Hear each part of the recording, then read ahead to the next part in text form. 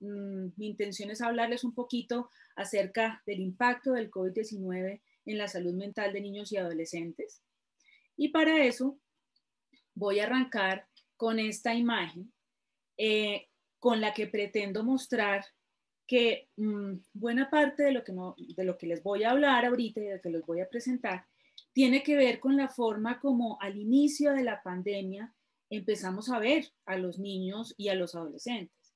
Y es que para el inicio de la pandemia, los niños y los adolescentes eran los grandes vectores del virus. Como al inicio de la pandemia se planteó que, digamos que las manifestaciones de la infección en estas poblaciones no iban a generar una sintomatología, digamos que muy florida, iban a terminar siendo los que difuminaran el virus de una forma más global y se convirtieron en los grandes vectores. Y con eso se generó una cantidad de situaciones desde el punto de vista del manejo que se le dio en términos de salud pública a esta población de niños y adolescentes y que están en la base de mucho de lo que vamos a hablar a continuación. Esto representó entonces la pandemia y todas las medidas que se tomaron en relación con la pandemia como una avalancha de factores de riesgo en términos de psicopatología para niños y adolescentes. Y ya lo hablaron nuestras conferencistas en relación al burnout, pero parte de una de los grandes factores de riesgo de esa avalancha de la que les hablo, resulta que fue el confinamiento.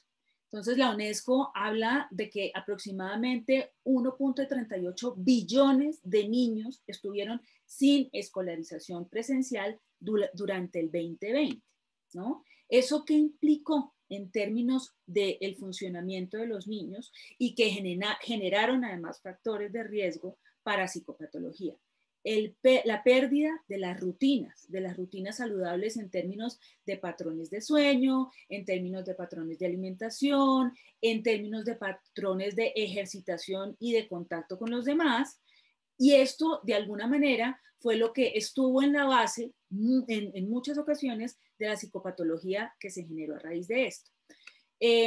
Además de eso, tenemos que entender que además de que estaban confinados, de que empezaron a alterarse todos estos hábitos saludables, estaban conviviendo con lo que generaba la vivencia de los estresores por el contagio.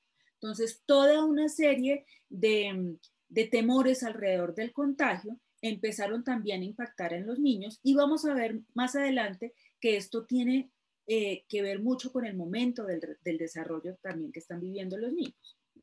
Pero además el confinamiento no solamente impacta a los niños directamente, porque, y lo vamos a hablar, el impacto también tiene que ver con qué pasa en términos de desarrollo, ¿no? Con este confinamiento, sino que impacta a los cuidadores. Esto es supremamente importante entenderlo, porque los niños son, dependiendo también del momento de su desarrollo en el que están, niños y adolescentes, son inmensamente dependientes, no solamente económicamente, sino emocionalmente de sus cuidadores y de sus padres.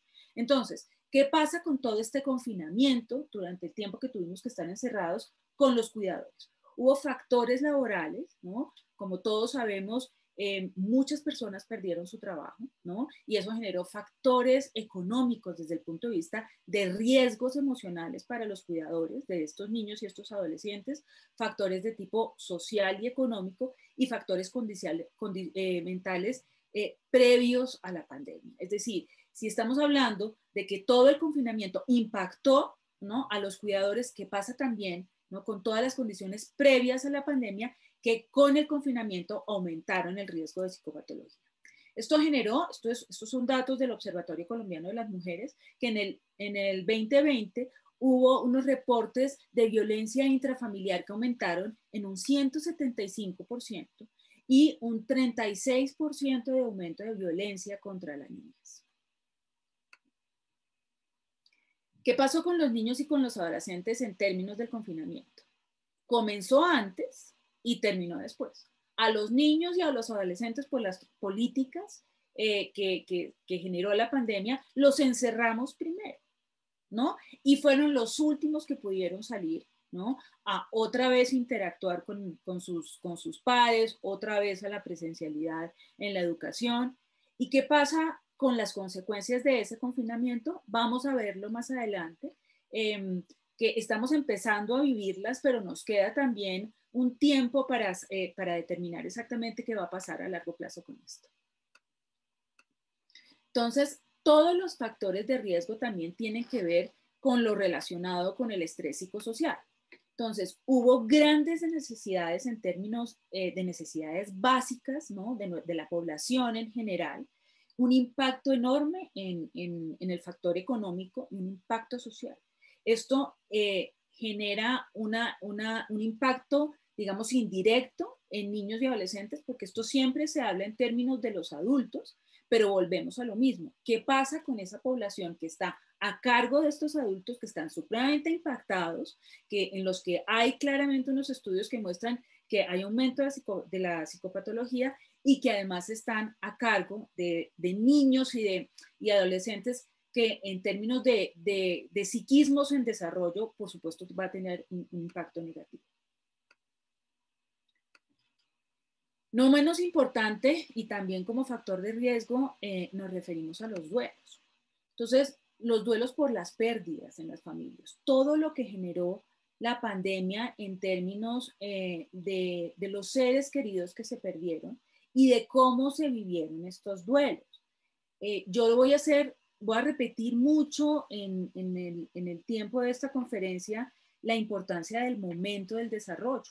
No es lo mismo la pérdida de un ser querido para un niño de 2, 3 años que para un niño de 7 o un adolescente de 12, 13, 14, 15. Digamos que el momento del desarrollo es muy importante en términos de entender cómo se vive ese duelo por la pérdida de un ser querido. Nada más teniendo en cuenta, por ejemplo, que el concepto de irreversibilidad de la muerte no se construye sino más o menos hacia los 6, 7, ¿no? años de edad, y esto es una construcción progresiva. Luego, el hecho de que un abuelito, por ejemplo, un niño de 2, 3 años haya perdido a su abuelito es diferente a que lo haya perdido a los 6, a los 7 o más adelante. Y no solamente hablamos de duelos con relación a la pérdida de los seres queridos, sino los duelos con relación a lo que no pasó. Es decir, para todos en general, ¿no? La pandemia y el tiempo de confinamiento generó una serie de duelos en términos de cómo iba siendo la realidad y cómo se esperaba que fuera la realidad. Los consultorios de los psiquiatras de niños y adolescentes empezamos a recibir, por ejemplo, adolescentes impactados, muy impactados, porque, por ejemplo, era su último año de colegio y ellos tenían toda una serie de expectativas con lo que iba a pasar en ese último año de colegio y no se dio, ¿no? Y el impacto de estas cosas que no pasaron empezaron a hacer mella en su funcionamiento emocional y muchas veces por las condiciones en las que estábamos viviendo, estas situaciones no se tenían en cuenta. Entonces, ¿qué pasa? Que hay una serie de duelos que empezaron a ser duelos repetidos en diferentes instancias, ¿no? Desde diferentes perspectivas, que se empezaron a traslapar los unos con los otros sin una real posibilidad de elaborar los duelos, sin tiempo para elaborar los duelos, sin soporte emocional para que ayudáramos a los niños y a los adolescentes a transitar de una forma más contenedora por esos duelos, lo que los puso en una situación, vuelvo y digo, de mayor riesgo emocional y que también representó un factor de riesgo. Algunas menciones con respecto a la tecnología, ¿no? Que de lo que se ha hablado tanto en términos generales, porque por supuesto el mundo en esta época viró a la virtualidad. Entonces, realmente hubo un aumento de la autorización del uso de los dispositivos electrónicos de los niños y los adolescentes realmente en todas las edades. Entre otras cosas porque la educación se volvió virtual, tuvo obligatoriamente que virar a la virtualidad y esto generó mayor uso con menor supervisión. ¿no? Y esto además impactó los patrones de sueño y los hábitos, ¿no?, de alimentación en los niños y en los adolescentes. Se ha hablado mucho acerca del riesgo que esto generó en términos de adicciones a todos estos dispositivos electrónicos y todo el impacto que generó estar todo el tiempo pegados de las pantallas. Sin embargo, también es importante tener en cuenta que toda la tecnología tuvo un rol positivo, ¿no? También en mantener, ¿no?, algunos aspectos de la cotidianidad de nuestros niños y nuestros adolescentes, en términos, por ejemplo, del aprendizaje, lo dijeron nuestras expositoras, digamos que la educación virtual tuvo, por supuesto, aspectos muy difíciles de manejar y dependiendo también del momento del desarrollo, pero permitió de alguna manera mantener esos procesos de educación y de aprendizaje en estos tiempos en que necesitábamos estar confinados.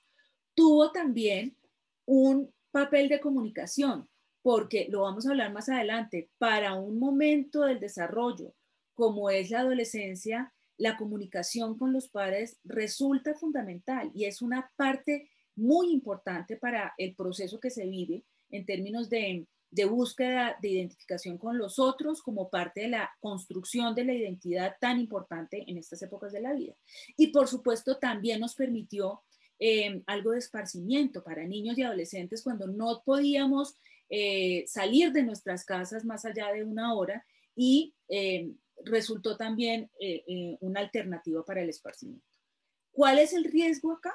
Mantener digamos, estas dificultades en el tiempo y generar hábitos no saludables. Parte de lo que vamos a hablar en términos de prevención es cómo con las nuevas medidas hay que reorganizar toda la relación que tienen los niños y los adolescentes con los dispositivos electrónicos, entendiendo que ya no se puede volver digamos, a satanizar, ¿no?, el uso de dispositivos electrónicos pues, para niños y adolescentes. Obviamente esto tiene que ver, en esto hay unas consideraciones en términos del tiempo de uso, de la supervisión del uso y del momento en el que se inicia el uso en el momento del desarrollo de los niños.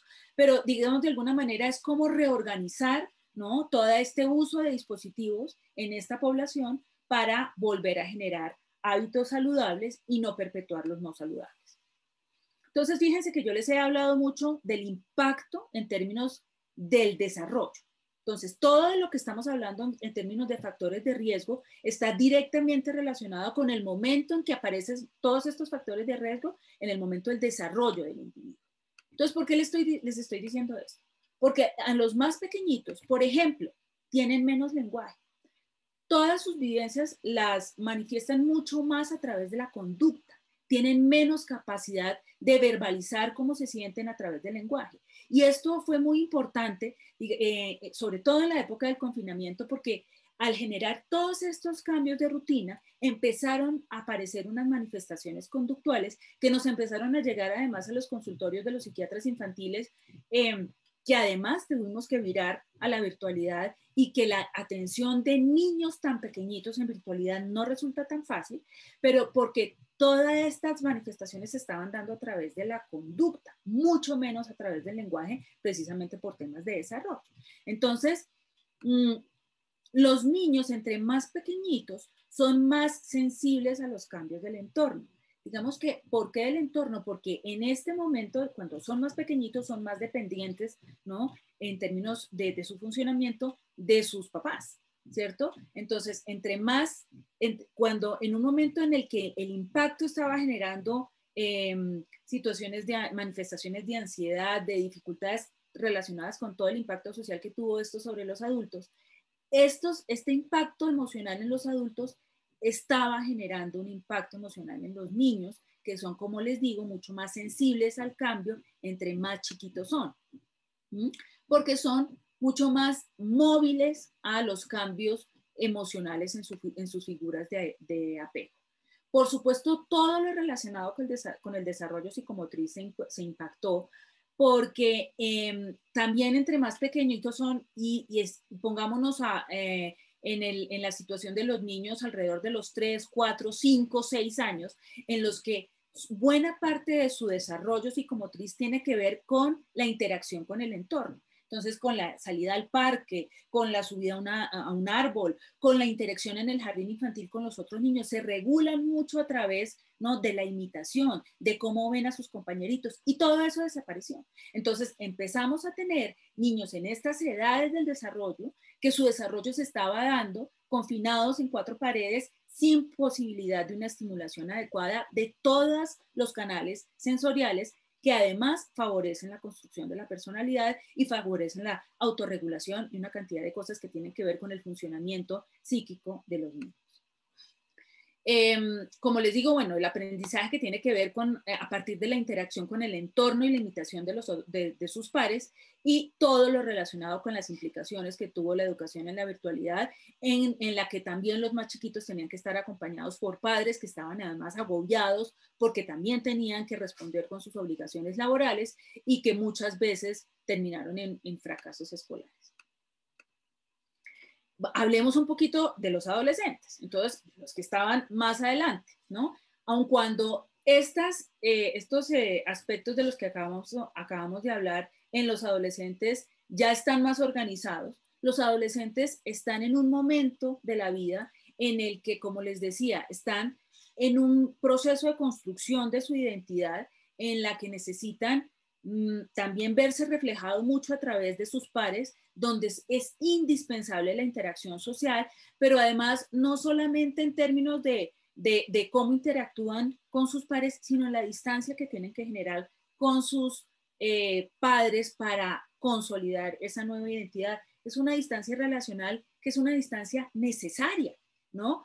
Ellos se alejan emocionalmente un poquito de los padres para construir esa nueva identidad que tienen dentro de ese momento del desarrollo, y se vieron todos estos procesos truncados porque, nuevamente, no solamente ya no puedo interactuar con mis pares, que es muy importante en esta etapa de la vida, sino de que además me encierran con quienes yo en principio debería tener un poquito de distancia emocional, que son los padres, ¿no? Entonces, esto generó, por ejemplo, reacciones extremas en la apertura. Cuando se empezaron a abrir las posibilidades de volver a salir a las calles, empezamos a encontrar todas estas reacciones de los adolescentes muy, muy en contra del autocuidado, muy en contra de ponerse el tapabocas, muy en contra de seguir todas las medidas de bioseguridad, un poco como manifestación de ese proceso que se está dando y que había sido truncado.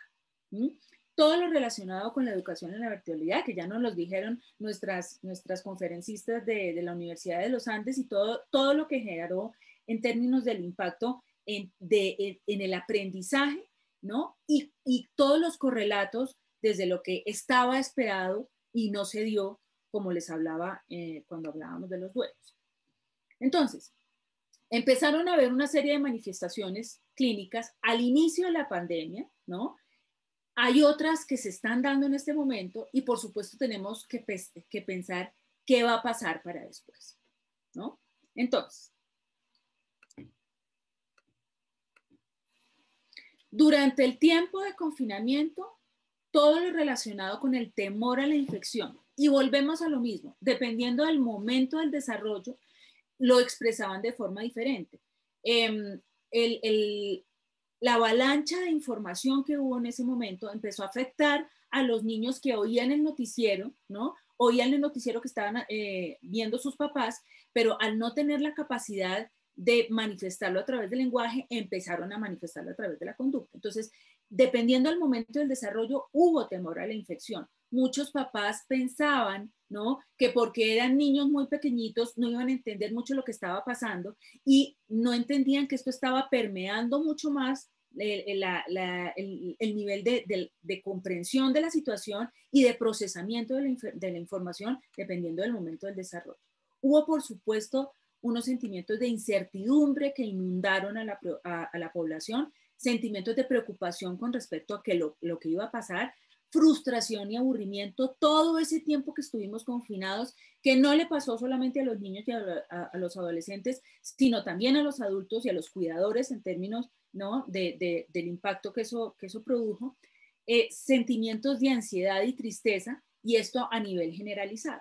Y eso empezó a generar manifestaciones en niños y adolescentes desde el punto de vista clínico, problemas atencionales que además se dispararon con toda la educación virtual, problemas conductuales, muchos de ellos, como les digo, eran manifestaciones del impacto desde el punto de vista emocional que esto estaba generando en niños y adolescentes, irritabilidad, sintomatología de orden somático y mucho, volvemos a lo mismo, mucho de lo que empezamos a recibir nosotros en nuestra consulta fueron manifestaciones de disregulación emocional en niños y adolescentes.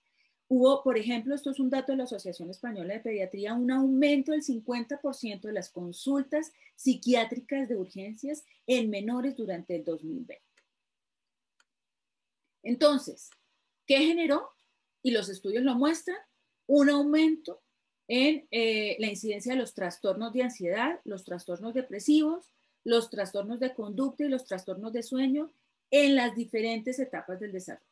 Esto es lo que en términos generales muestran, pero no solamente eso. Entonces, no, digamos que tal vez estos son los trastornos que se dieron con más frecuencia, pero hay una gama de trastornos adicionales que están descritas con un aumento en esta población durante la pandemia.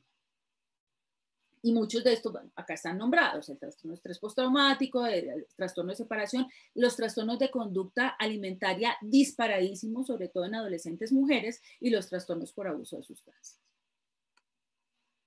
Importante entender que una cosa son la aparición de nuevo de estos trastornos, que muchos de ellos relacionados con todo esto que les hemos estado hablando acerca del advenimiento de la pandemia y el impacto desde el punto de vista emocional de la pandemia, pero ¿qué pasó con los niños y los adolescentes que ya traían un diagnóstico psiquiátrico previo? Hubo un empeoramiento en términos generales de todas estas condiciones que venían siendo trabajadas, muchas de ellas en procesos psicoterapéuticos que se vieron truncados en procesos, en seguimientos psiquiátricos, en todo el trabajo en terapia ocupacional, en fonoaudiología, en psicología. Todo esto truncado generó empeoramiento de cuadros anteriores. Importante entender que entre más duren las medidas restrictivas, mayor es el impacto en el desarrollo y más difícil va a ser recuperar emocionalmente a esta población que desde los más chiquiticos hasta la adolescencia están en una construcción de su psiquismo y en una construcción de todo lo que tiene que ver con la organización de la personalidad. Entonces, muy importante, es uno de los mensajes tal vez más que yo quiero dejar con esta conferencia, y es que todas estas interacciones de los cambios que se generaron en el entorno impactaron a nuestras poblaciones en niños y adolescentes dependiendo del momento del desarrollo en el que se aparecieron. Sin embargo, ¿no? También es muy importante entender qué pasa con la capacidad de adaptación. Estamos hablando de psiquismos en desarrollo, ¿no? Estamos hablando de plasticidad cerebral todavía en un alto porcentaje, ¿no? Y hay una correlación entre la plasticidad cerebral y la resiliencia. Es decir, estamos hablando de una población que tiene una enorme capacidad de adaptación a los cambios y que en la medida en que nosotros tengamos eso presente y en cuenta, seguramente vamos a favorecer esos mecanismos de adaptación a estas nuevas realidades. Entonces, no necesariamente el panorama tiene que ser sombrío, sino que tenemos que entender que si nosotros hacemos modificaciones para recuperar el impacto que generó el tiempo de confinamiento, ¿no? En términos de desarrollo, seguramente vamos a estimular esas capacidades de resiliencia. Entonces, ¿qué ha pasado entonces con las nuevas medidas, ¿no? El retorno a la presencialidad, afortunadamente, digamos que genera nuevos espacios de interacción, permite de alguna manera tener esperanza con que otra vez van a volver los niños en sus jardines a jugar con arena, a subirse a los árboles, a interactuar con los niños, a recibir toda esa estimulación sensorial que es indispensable en el desarrollo psicomotriz y de esa manera recuperar un poco el atraso o el retraso que han generado todos estos procesos de confinamiento y todos estos procesos restrictivos, y que quienes están más mayorcitos pueden recuperar, digamos, esos espacios de interacción social que los protegen de alguna manera del impacto emocional que todo esto ha generado. Sin embargo, también lo que estamos viendo en la actualidad es que hay una serie de retos con el regreso a la presencialidad. No solamente en términos del aumento de contagios y de otra vez desde el punto de vista de lo que impacta eso, porque digamos que todos nos fuimos adaptando un poquito con el paso de los meses a ese miedo a contagiarnos, pero con el regreso a la presencialidad, los colegios han tenido, por ejemplo, que confinar ¿no? A un curso entero porque hubo unos casos, entonces los mandan a educación virtual durante 15 días y de pronto aparece el grado siguiente a quienes otra vez están en virtualidad. Y esos cambios requieren lo mismo que hemos hablado, nuevos procesos de adaptación. Entonces, esa esperanza de volver a la normalidad, se habla mucho de la nueva normalidad. Esta está siendo nuestra nueva normalidad. Y esto sigue generando impacto en el comportamiento, en el proceso de aprendizaje, en las habilidades de interacción social de nuestros niños y adolescentes. Lo que estamos viendo mucho en los colegios es que con el regreso a la presencialidad les está costando volver a interactuar con los amiguitos, ¿no? Entonces, desde los chiquitos hasta los adolescentes decían, miren, oímos mucho en nuestros consultorios, yo pensé que regresando otra vez al colegio iba a ser todo como era antes, pero me encuentro con unos compañeros con los que yo ya no sé muy bien cómo interactuar, donde hemos perdido esa cercanía, donde además tengo que hablar con ellos a través de un tapabocas y donde muchos de ellos ya están en tratamientos psicológicos y psiquiátricos por el impacto que esto generó. Y eso ha generado unas movilizaciones y ha generado unas dinámicas diferentes en la forma como interactúan tanto niños como adolescentes que han prendido alarmas y que nos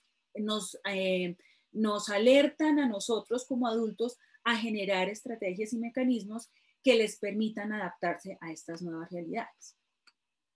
Entonces, ¿qué podemos hablar en términos de prevención? Y lo han mencionado varios de los expositores de hoy. Generar rutinas y hábitos saludables, entonces volver al deporte, volver a la buena alimentación. Miren, hay una cosa importantísima que se ha perdido con el paso del tiempo y es el juego. El juego es uno de los elementos más organizadores en términos de desarrollo, sobre todo en niños, pero en la adolescencia también es importante porque es una forma de interactuar con los demás. Durante el tiempo de confinamiento se dio un fenómeno muy bonito y es la reaparición, por ejemplo, de los juegos de mesa. Eso había desaparecido, ¿no? Y cuando nos vimos encerrados, entonces aparecieron otra vez esos momentos en los que obligatoriamente había que inventarse qué hacer, ¿no? Y terminamos otra vez todos alrededor de una mesa de juego jugando, ¿no? Hijos y padres, y eso fomentó de alguna manera vínculos familiares. Entonces, no todo fue negativo en términos de los momentos en que nos confinaron, porque en muchas de las familias lo que se generó fue una reorganización de las dinámicas familiares y volvieron a aparecer aspectos tan importantes como el juego. Pero el juego, particularmente en los niños más pequeñitos, necesita de interacción con el entorno, necesita de estimulación neurosensorial para generar todos esos procesos de desarrollo de los que estamos hablando. Explicar la realidad según la edad y permitir la expresión de las emociones. Pasó mucho que como no entienden, ¿no? Como la sensación de que, bueno, si no entienden mucho la realidad no hay que explicarles mucho, no permitimos que los niños en ciertos momentos a ciertas edades expresaran cómo se venían sintiendo y hablaran acerca de cómo estaban entendiendo lo relacionado con la pandemia. Muchas de las intervenciones que nosotros hicimos con padres, ¿no? Para intervenir indirectamente a los niños durante esa época, tuvo que ver con cómo hacerles entender que había que explicarles lo que estaba pasando a los niños, pero dependiendo del momento del desarrollo y usando el lenguaje apropiado para su momento de desarrollo. Esto genera entonces la necesidad de un apoyo a los padres en estrategias de manejo, no solamente durante el tiempo del confinamiento, sino en esta época en la que están regresando a la presencialidad y que, vuelvo, les digo, se están generando situaciones que no esperábamos que se dieran, porque todos asumimos que volviendo a la presencialidad, pues las cosas iban a estar como más calmadas. Y en muchos colegios lo que está apareciendo es que se aumentaron, por ejemplo, las agresiones físicas entre niños, se aumentó la disregulación en las aulas de clase, se aumentó la falta de control en términos de seguimiento de instrucciones sobre la autoridad, y genera que las instituciones educativas estén necesitando mucho apoyo para entender qué esperar con el retorno a la presencialidad y cómo manejar situaciones específicas. Por ejemplo, crisis de ansiedad en adolescentes. Los colegios en este momento están inundados de situaciones de crisis de ansiedad y los profesores, digamos, el personal educativo no está capacitado en esos primeros auxilios emocionales, y de alguna manera esa es una de las necesidades que se está dando en este momento. Es decir, cuidemos al cuidador. No solamente cuidar a los padres que están encargados de sus hijos y de sus adolescentes, sino también, por ejemplo, las instituciones educativas, ¿no? que son los sitios en los que además están los niños buena parte de su día, y que tienen que tener estrategias para manejar todas estas situaciones que desde el punto de vista emocional están presentándose y que no esperábamos, una vez más, porque no teníamos una idea de qué iba a pasar con el regreso a la presencialidad. Entonces, para finalizar, ¿qué representó y qué ha venido representando la pandemia? Más factores de riesgo para generar mayor riesgo de psicopatología, ¿no? Eso en términos generales es lo que se ha visto. Sí hay un aumento de la psicopatología en niños y adolescentes en todas las edades. Y esto nos alerta sobre el riesgo de la cronificación de los cuadros clínicos, porque bien sea de aparición de nuevo o bien sea por empeoramiento de cuadros clínicos que ya venían en curso antes del advenimiento de la pandemia. ¿Qué genera esto? La necesidad de mantener una observación y un seguimiento más estrictos a esta población que, vuelvo y les digo, está en desarrollo y en construcción de su personalidad, de su psiquismo. Hay una serie de desafíos, ¿no?, con el retorno a la presencialidad que se están dando, pero no subestimemos la capacidad de adaptación. Volvemos al punto en el que hablamos de que estamos hablando de psiquismos en desarrollo con una altísima capacidad de plasticidad cerebral y de capacidad de resiliencia, que lo que necesitan de parte de los adultos y de quienes estamos a cargo de ellos es generar estrategias y abonarles un poquito el terreno para que esas capacidades de resiliencia brillen y se den. Entonces, ¿qué va a pasar a largo plazo? Estamos a la espera de ello, ¿no? A largo plazo vamos a ver cuál es el resultado de la interacción de todos esos factores de riesgo de los que hemos estado hablando, sumados a la capacidad de resiliencia y adaptación de una población que está en desarrollo y que, como está en desarrollo, tiene capacidad de modificar procesos, y desde el punto de vista, desde lo neurobiológico hasta todo lo relacionado con lo psicológico y lo social, pero también relacionado con qué medidas desde las políticas de salud se dan en el manejo de la pandemia y qué medidas se dan en términos del favorecimiento de la intervención de la salud mental en niños y adolescentes, que muchas veces es el hándicap que nosotros tenemos, ¿no? Tenemos una altísima demanda de atención en salud mental para niños y adolescentes y desafortunadamente poca capacidad dadas digamos, de las políticas de salud para intervenir esa población de forma masiva, entre otras cosas porque no tenemos suficientes psiquiatras de niños y adolescentes para suplir las necesidades en este momento. Quiero dejarlos con esta imagen. Esta imagen es de los niños de Masaka. Los niños de Masaka son unos niños que se volvieron muy populares en YouTube. Los niños de Masaka son unos niños que están en un refugio en Uganda, y están en ese refugio porque por diferentes circunstancias han perdido a sus padres. Y en este refugio utilizan todas las manifestaciones artísticas como terapia para este grupo de chiquitos. Una de las manifestaciones artísticas es la danza. Y este grupo de niños se volvieron un ícono de resiliencia durante el 2020, porque empezaron a publicar sus videos de sus bailes de una canción que se hizo muy famosa a raíz de ellos, que se llama Jerusalema. Y lo que muestra es, como les digo, la gran capacidad de resiliencia y de adaptación que tienen los niños, nada más que por su condición de niños, si el entorno le favorece esa capacidad de adaptación. Entonces, los niños que, a pesar de haber perdido a sus padres, a pesar de estar en situación de pobreza extrema, terminan volviéndose supremamente famosos a nivel mundial y convirtiéndose en el ícono de la resiliencia a raíz de estas manifestaciones artísticas que empiezan a subir a YouTube y que empiezan a tener millones de reproducciones y que se convierten en una luz de esperanza incluso a nivel mundial. Muchísimas gracias.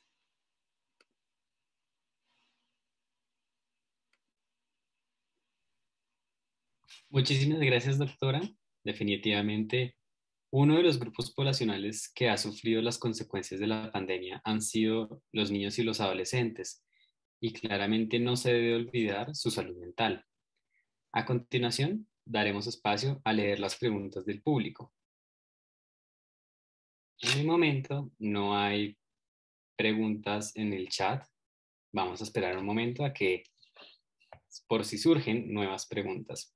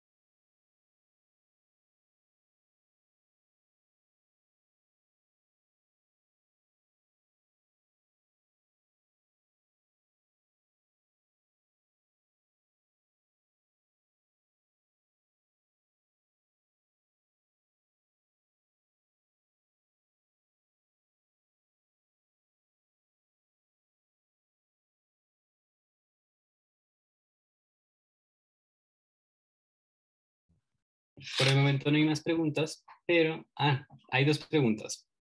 La primera, que llega por chat privado, en términos de educación y pedagogía en colegios, ¿qué expectativas hay en los psiquiatras infantiles para el reintegro a cargas presenciales en niños y adolescentes?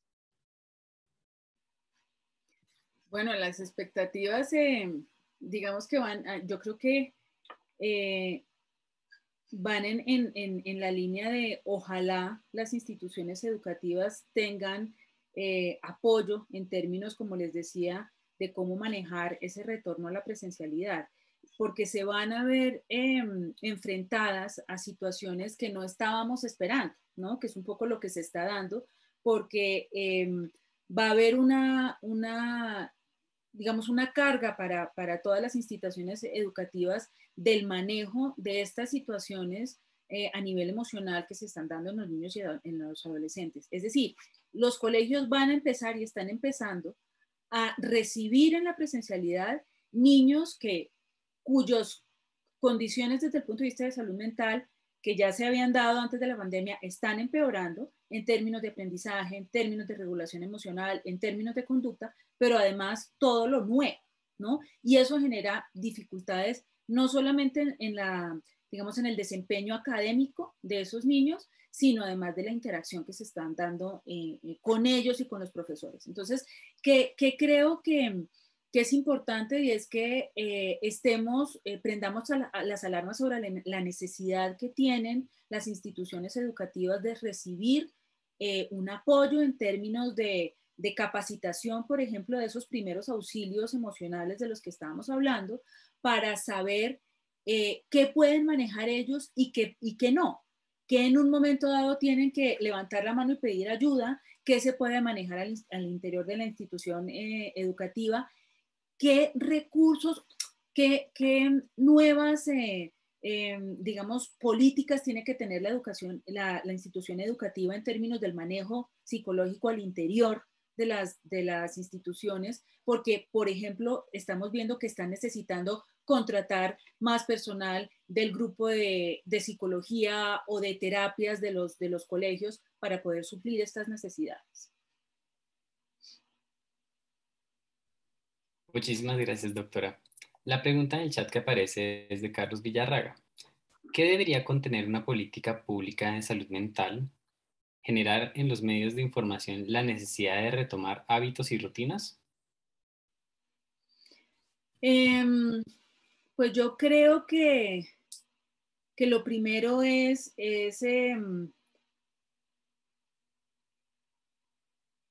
todo lo relacionado con educar a quienes educan. Es decir, es dar capacitación acerca de qué esperar y cómo actuar en los diferentes momentos del desarrollo, ¿no? Para que de esa manera se tengan más herramientas para identificar cuándo los comportamientos se salen de lo esperado dependiendo del momento de desarrollo, y que la política también incluya las vías y los caminos que deben recorrer estas instituciones para pedir ayuda cuando se debe pedir y hacerlo de una forma en que realmente genere un impacto en esa necesidad que se están dando en los niños y en los adolescentes. Muchas veces las instituciones educativas no tienen ni idea de cuándo mandar un niño o a terapia o a psicología o a psiquiatría, o si necesita una intervención urgente desde el punto de vista emocional, y eso de alguna manera es lo que complica la situación en las instituciones educativas. Entonces yo creo que es arrancar por hacer capacitaciones en donde estemos más enterados de qué se espera dependiendo del momento del desarrollo, y una vez eso se salga de lo esperado, tener cómo acudir y a las instancias a las que se deba acudir. Listo, doctora, muchas gracias. Llegan dos preguntas, una por interno y una que está en el chat. La pregunta por interno dice, ¿se debería involucrar más en los reintegros escolares la participación de los padres o debería disminuirse con el fin de evitar el término de los mal llamados padres helicópteros? Pues es una buena pregunta, Nicolás, porque sí se está viendo la necesidad de que se mejoren los canales de comunicación entre las instituciones educativas y los padres, no solamente para dar respuesta a las exigencias de los padres, sino para contener, ¿no?, de alguna manera también a estos padres que están desbordados porque se dan cuenta de las dificultades que se están dando con el regreso a la presencialidad, y estamos viendo además padres disregulados. Entonces, empieza el colegio y las instituciones educativas no solamente están viendo las exigencias en términos de cómo manejar a los niños que están llegando, ¿no?, a las aulas, sino cómo manejar a la avalancha de papás que están exigiendo, digamos, una cantidad de exigencias en términos de cómo manejar a los niños con esas situaciones que se están dando.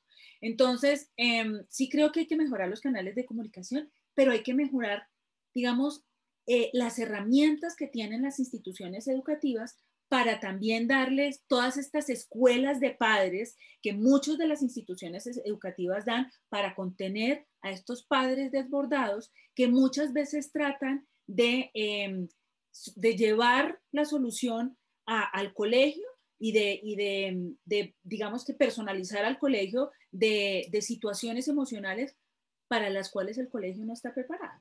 Entonces, sí es una de las situaciones que están teniendo que vivir en esta nueva normalidad las instituciones educativas, donde tienen una avalancha de papás angustiados por lo que está pasando y generando además una cantidad de exigencias, muchas de ellas que no están en las manos de los profesores y de quienes manejan a los niños. Muchas gracias, doctora. Hay una pregunta en el chat, que es Jessica Paola Aldana Tobar, pregunta, doctora, ¿cómo podemos manejar en los colegios que se presentan cutting grupal, donde más de 5 a 6 estudiantes del mismo rango de edad presentan estos síntomas de autoagresión y cierre de comunicación a los padres? Cierre de comunicación a los padres. Digamos que, Jessica, voy a tratar de responderte la pregunta. Es una situación que se está dando y que de lo que da cuenta es de lo que está pasando en el mundo interno de los adolescentes. Estas conductas de cutting, voy a decir una cosa que me parece importante entender cuál es el sentido de cómo lo voy a decir, no se contagian, ¿no? Es decir, no porque yo me corte, entonces voy a hacer que mi amiga se corte. Lo que pasa es que sí se están generando unas necesidades desde el punto de vista emocional por el impacto de todo lo que nosotros hemos hablando, que están generando que estas conductas se estén multiplicando o se estén dando con muchísima más frecuencia. Yo creo que los colegios, en la medida en que tengan más herramientas en cómo manejar situaciones específicas del momento crítico, hasta ahí es donde van. Es decir, cómo se maneja un momento de una crisis de ansiedad. Entonces, ¿qué hace un profesor frente a un adolescente o una adolescente que está presentando un momento de crisis de ansiedad? ¿Cómo lo tiene que manejar? ¿Hasta dónde va su poder hacer dentro del aula de clase y en qué momento lo remite y cómo lo remite? Y que el colegio tenga unos conductos regulares para hacer esa remisión a un profesional de salud mental que pueda hacerse cargo de esto. ¿Por qué estoy diciendo esto? Porque los profesores no se pueden encargar del cooking, ¿no? Los profesores lo que pueden hacerlo es visible y lo que pueden hacer es reportar situaciones que muchas veces los papás no se están dando cuenta y, como les digo, generar unas vías y unos canales de comunicación en que esto no se vuelva una acusadera, sino se vuelvan estrategias para poder ayudar a estos adolescentes sin que se sientan vulnerados y sin que se sientan juzgados. Los canales de comunicación con los padres tienen que estar abiertos porque son los padres los que tienen en últimos que buscar esas alternativas de asistencia en salud mental. Pero el colegio tiene que tener herramientas de cómo visibilizar lo que ellos están viendo de tal manera que esto no se haga de una forma abrupta y que de alguna manera cierre al adolescente frente a la posibilidad de una intervención en salud mental. Muchas gracias, doctora. Por el momento, estas son todas las preguntas que nos han podido llegar. Entonces, daremos por concluido la charla y